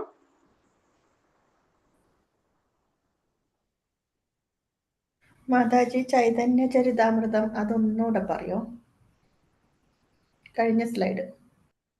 ചൈതന്യ ചരിതാമൃതം മധ്യലീല 19:151 ഭഗവാൻ പറയും, ചൈതന്യ ചരിതാമൃതത്തിൽ പറയുന്നതാണ്: പരിശുദ്ധ ഭക്തനായ ഒരു ആത്മീയ ഗുരുവിന്റെയും ഭഗവാന്റെയും കാരുണ്യം കൊണ്ട് മാത്രമായിരിക്കും ഒരുവൻ എന്ത് ചെയ്യാൻ സാധിക്കുന്നത്? ഭക്തിയുടെ സേവനത്തില് എത്താനായിട്ട് സാധിക്കുന്നത്. അല്ലാതെ വേറൊരു വഴിയിലൂടെയും സാധ്യമല്ല. നമുക്ക് ഭക്തിയുടെ സേവനം ചെയ്യണമെങ്കിലും നമുക്ക് ആരുടെ കാരുണ്യം ഉണ്ടാവണം? ഭഗവാന്റെ ഗുരുവിന്റെ കാരുണ്യമില്ലാതെ നമുക്കൊരിക്കലും ഭക്തിയുടെ സേവനം ചെയ്യാനായിട്ട് സാധിക്കില്ല എന്ന് പറയാണ്.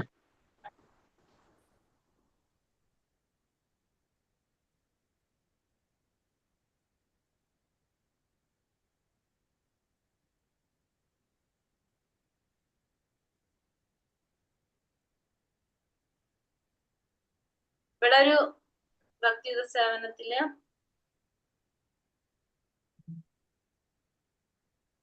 ഹരേഷ്ണ മാതാജി വായിച്ചോളൂ. 17ാമത്തെ പേജില് ലാസ്റ്റ് പാരഗ്രാഫ്. കൃഷ്ണാവബോധത്തോടെ നടത്തുന്നതും തലവഴിക്കേണ്ടത് ചൈതന്യ മഹാപ്രഭുവിന് കൊലവേര ശ്രീധരൻ. ചൈതന്യ മഹാപ്രഭുവിന് കൊലവേജ ശ്രീധരൻ എന്ന് പേരായ ഒരു മഹാഭക്തൻ ഉണ്ടായിരുന്നു. തീരെ ദരിദ്രൻ. വാഴയില കൊണ്ട് കുമ്പിൾ കുത്തി വിൽക്കുകയായിരുന്നു ജോലി. കാര്യമായ വരുമാനമൊന്നുമില്ല. എന്നിട്ടും വരുമാനത്തിന്റെ പകുതിയും ഗംഗാപൂജയ്ക്ക് ചെലവഴിച്ചിരുന്നു.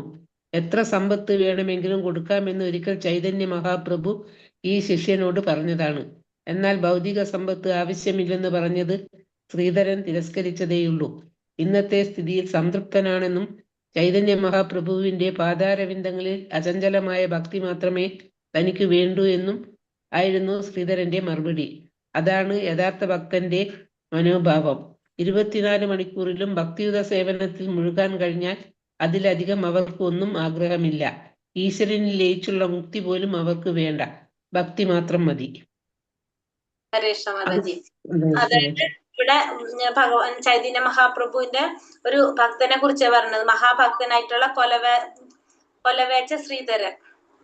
കൊലവേച്ച ശ്രീധരൻ അദ്ദേഹം എങ്ങനെയായിരുന്നു പറഞ്ഞ?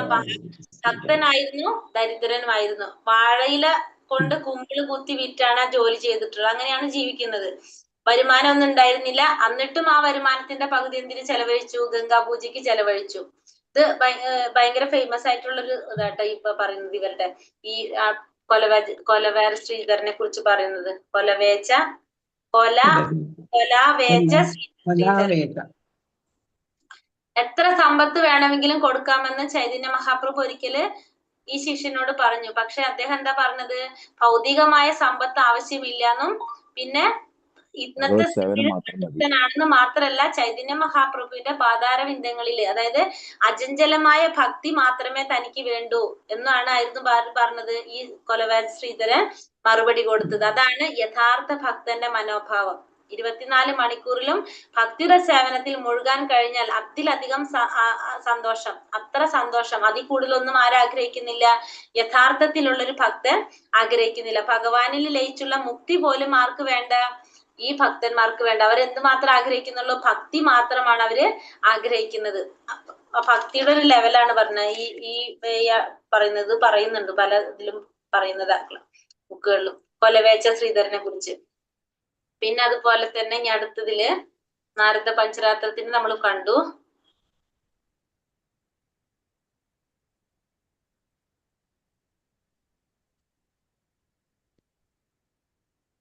യഥാർത്ഥ ഭക്തിയുടെ സേവനത്തിന്റെ അപൂർവത. മാതാജി അത് വായിച്ചോളൂ.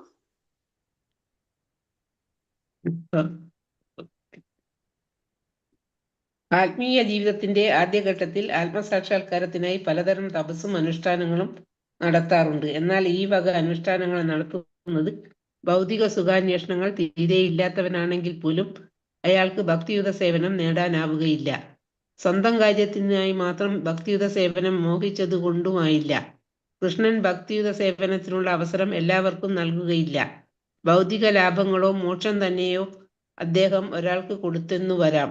എന്നാൽ ഭക്തിയുത സേവനം നടത്താനുള്ള അനുഗ്രഹം അത്ര എളുപ്പം നൽകുകയില്ല.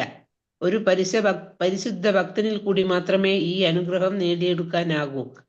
ചൈതന്യ ചരിതാമൃതത്തിൽ മധ്യലീല 19:151 ഇങ്ങനെ പറയുന്നു: പരിശുദ്ധ ഭക്തനായ ആത്മീയ ഗുരുവിന്റെയും ഭഗവാൻ കൃഷ്ണന്റെയും കാരുണ്യം കൊണ്ട് ഒരുവന് ഭക്തിയുത സേവനത്തിന്റെ വിധാനത്തിലെത്താൻ കഴിയും.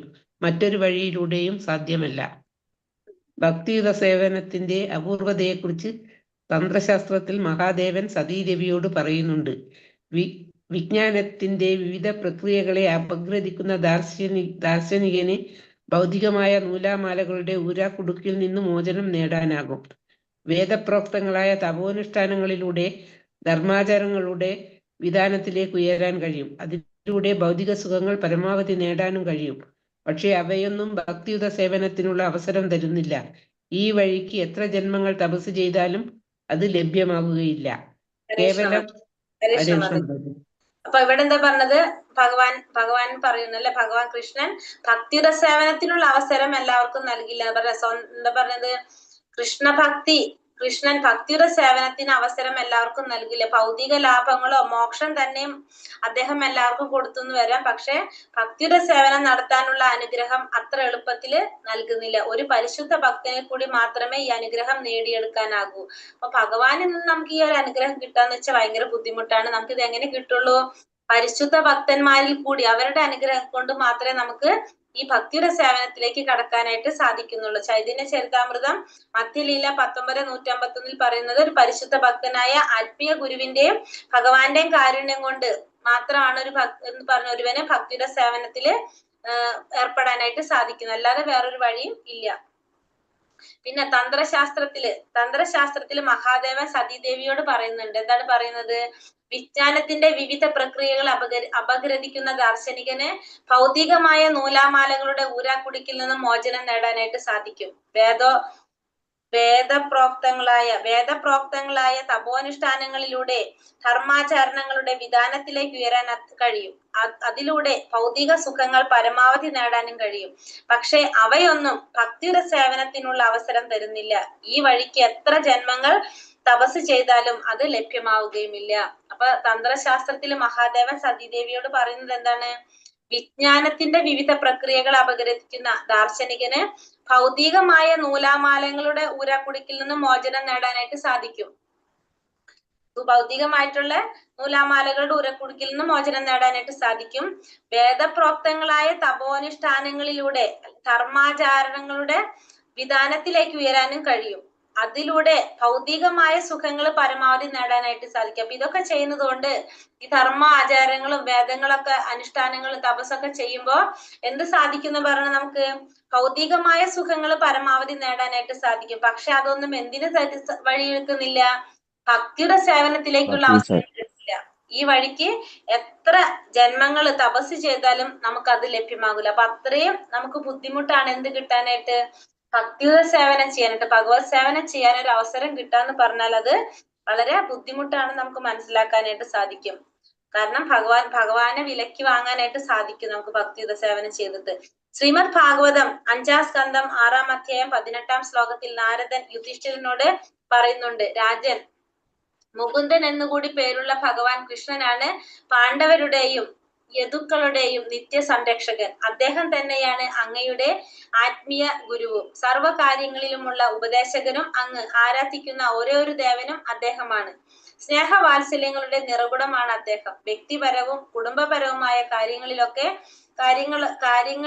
അദ്ദേഹമാണ് അങ്ങയെ നിയന്ത്രിക്കുന്നത്. എന്തിനേറെ പലപ്പോഴും ഒരു സേവകനെ പോലെ അദ്ദേഹം അങ്ങയുടെ കൽപ്പനകൾ അനുസരിച്ച് പ്രവർത്തിക്കുന്നു. അങ്ങയുടെ സന്ദേശവാഹകനായും പ്രവർത്തിക്കുന്നു. അങ്ങ് എത്ര ഭാഗ്യവാൻ!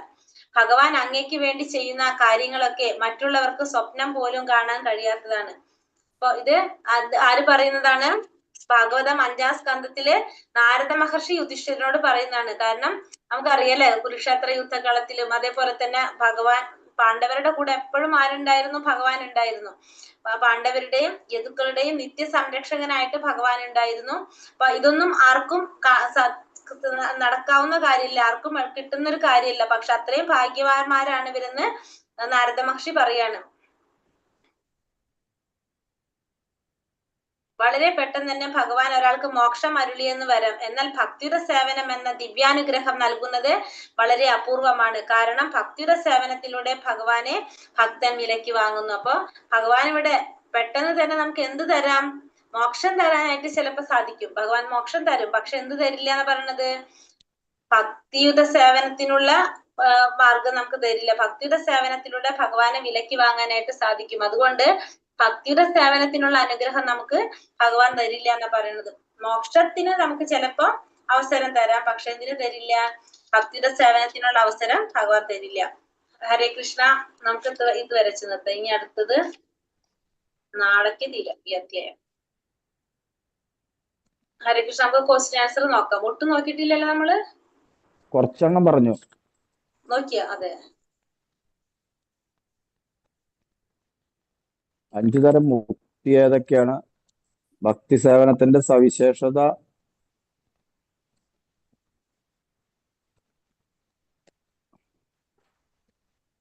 ഏതുവരെ പറഞ്ഞത്?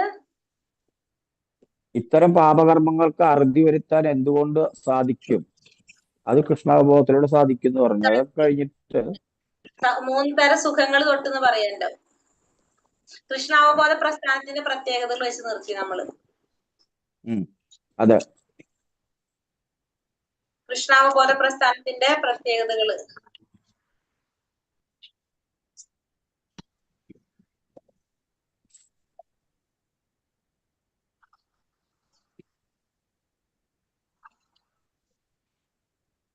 അതിൽ 2 പോയിന്റ് എഴുതിയിട്ടുണ്ട്. കൃഷ്ണാവബോധ പ്രസ്ഥാനത്തിന്റെ പ്രത്യേകതകള് ലോകത്തെ മുഴുവൻ ആകർഷിക്കാൻ സാധിക്കുന്നു, ആനന്ദം അനുഭവിക്കാൻ സാധിക്കും. ഇനിയുള്ളതാണ് എന്തൊക്കെയാന്നുള്ളത് പറയുന്നുണ്ട്.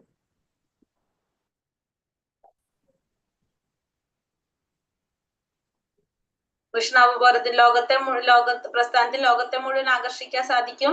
ഓരോരുത്തർക്കും ആനന്ദം അനുഭവിക്കാൻ സാധിക്കും. കൃഷ്ണാവബോധത്തിലൂടെ മഹത്തായ സേവനമാണ് ഒരാൾ നൽകുന്നത്. സന്തോഷം ലോകത്തിന് മുഴുവൻ സന്തോഷം നൽകാൻ സാധിക്കും. ലോകത്തിന് മുഴുവൻ സന്തോഷം നൽകാൻ സാധിക്കും. കൃഷ്ണാവബോധത്തിൽ മുഴുകിയിരിക്കുന്ന വ്യക്തിക്ക് ദേവന്മാരുടേതായിട്ടുള്ള എല്ലാ സദ്ഗുണങ്ങളും കൈവരും.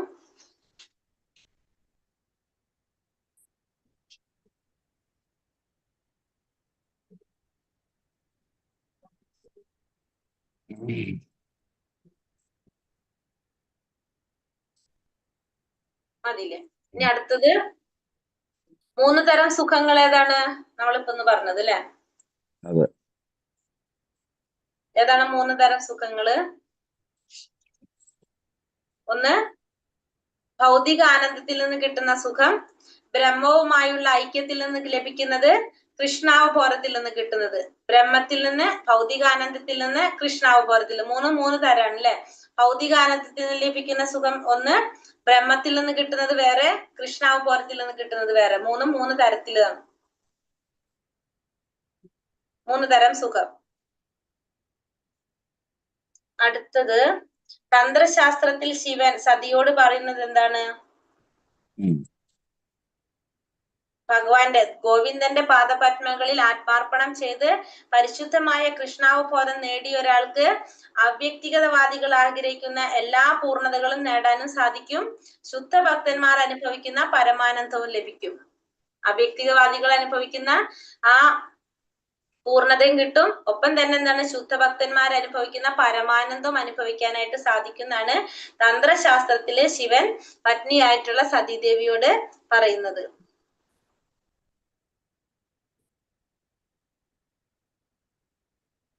അവ്യക്തഗതവാദികൾ ആഗ്രഹിക്കുന്ന എല്ലാ പൂർണ്ണതകളും നൽകാനും സാധിക്കും. പിന്നെ ശുദ്ധഭക്തന്മാർ അനുഭവിക്കുന്ന പരമാനന്ദവും ലഭിക്കും.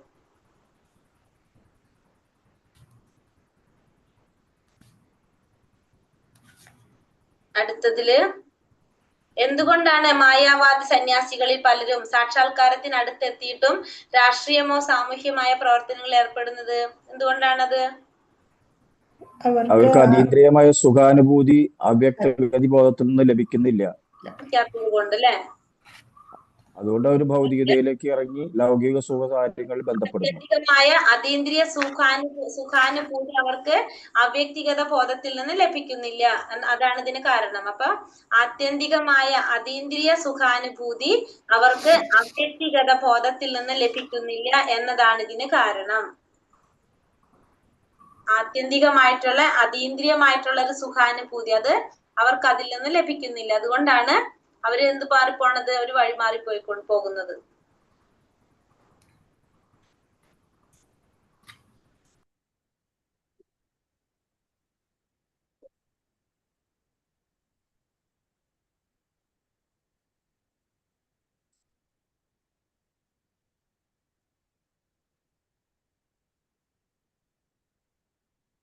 അടുത്തത് ഒരു യഥാർത്ഥ യോഗിക്ക് നേടാവുന്ന 8 സിദ്ധികള്. അത് നമ്മൾ നോട്ട് ചെയ്തിട്ടുണ്ടല്ലോ.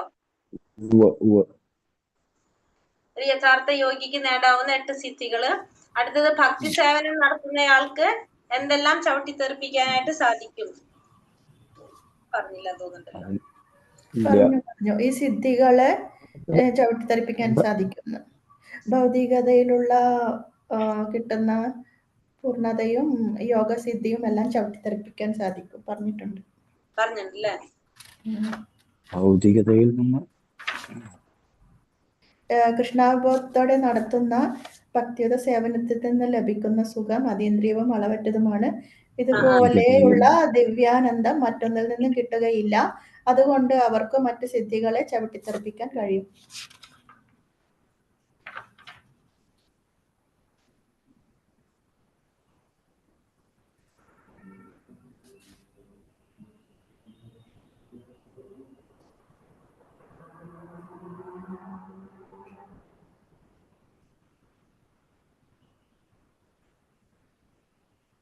ചൈതന്യ മഹാപ്രഭുവിന്റെ ഭക്തനായ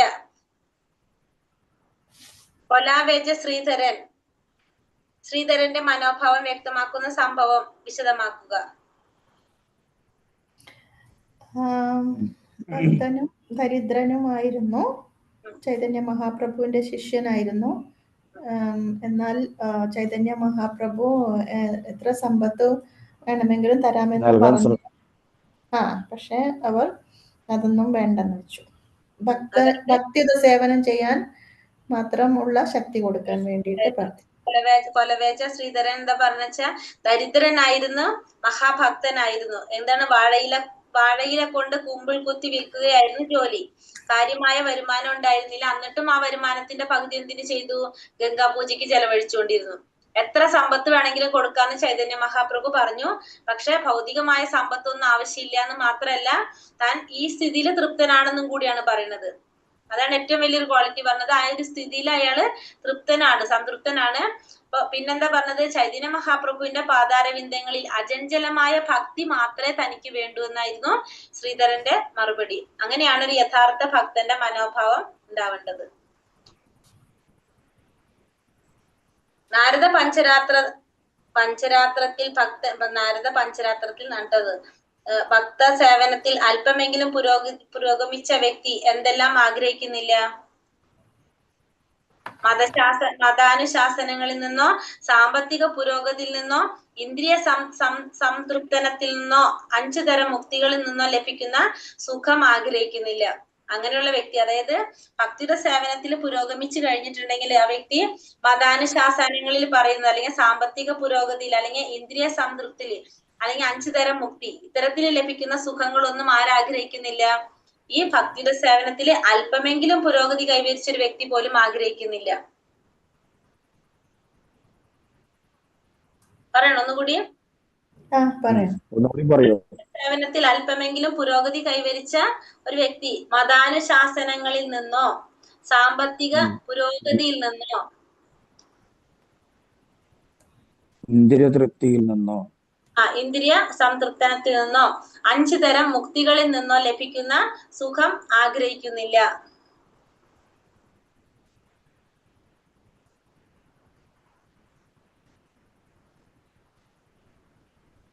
അടുത്തത് ചൈതന്യ ചരിതാമൃതം മധ്യലീല 19:151 പറയുന്നത് എന്താണ്?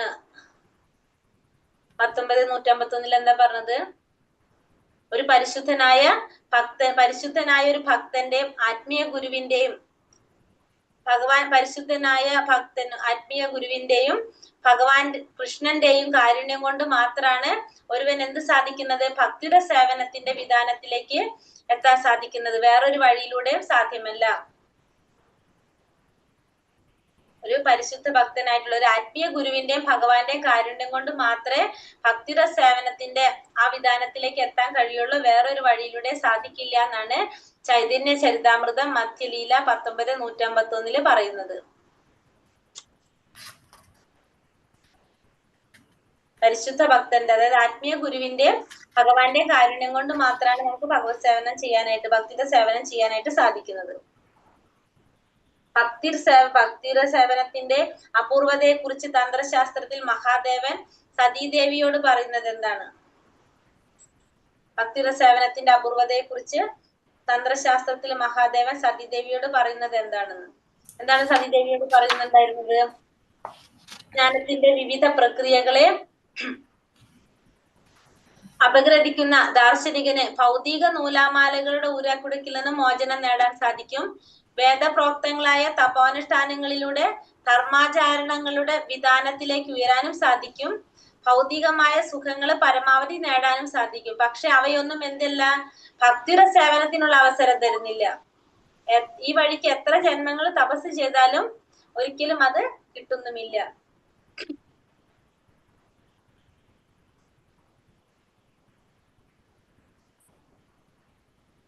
അതായത് നമ്മൾ വേദങ്ങളും ശാസ്ത്രങ്ങളും തപോനുഷ്ഠാനങ്ങളും ധർമാചാരണങ്ങളും ഒക്കെ ചെയ്തു കഴിഞ്ഞാല് ഭൗതിക സുഖങ്ങൾ പരമാവധി നേടാനായിട്ട് നമുക്ക് സാധിക്കും.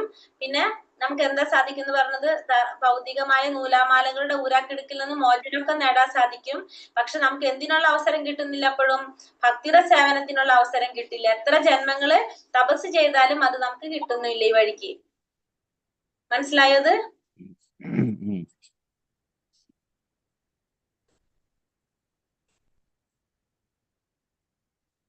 അടുത്തത് എടുത്തോ. നാരദ മഹർഷി യുധിഷ്ഠിരനോട് പറഞ്ഞത് എടുത്തില്ലേ? ശ്രീമദ് ഭാഗവതം, അത് കോട്ട് എഴുതിയിട്ടാ മതി പോയിന്റ്. ശ്രീമദ് ഭാഗവതത്തിൽ 5:6-18 നാരദം യുധിഷ്ഠിരനോട് പറയുന്നത് എന്താണ്? അത് നമ്മൾ വായിച്ചിട്ടുണ്ടായിരുന്നില്ല? അത് നാരദ മഹർഷി പറയുന്നത് എന്താണ് യുധിഷ്ഠിരനോട്? ഭഗവാൻ കൃഷ്ണനാണ് അവരുടെ എല്ലാ സഹായത്തിനും കൂടി ഉണ്ടായിരുന്നത് അല്ലെ? സേവകനെ പോലെ അദ്ദേഹം കൽപ്പനകൾ അനുസരിച്ച് പ്രവർത്തിച്ച് സന്ദേശവാഹകനായിട്ടും നിന്നു. അപ്പൊ എത്ര ഭാഗ്യവാനാണെന്നാണ് ആ ഭാഗവതത്തിന്റെ നമ്പർ എഴുതിയിട്ടുള്ളൂ. ഭാഗവതം 5-ാം സ്കന്ധം 6-ാം അധ്യായം 18-ാമത്തെ ശ്ലോകത്തിലാണ് നാരദ മഹർഷി യുധിഷ്ഠിരനോട് പറയുന്നത്. അതുവരെയാണ് നമ്മൾ എടുത്തത്. ഇനി എടുത്തിട്ടില്ല.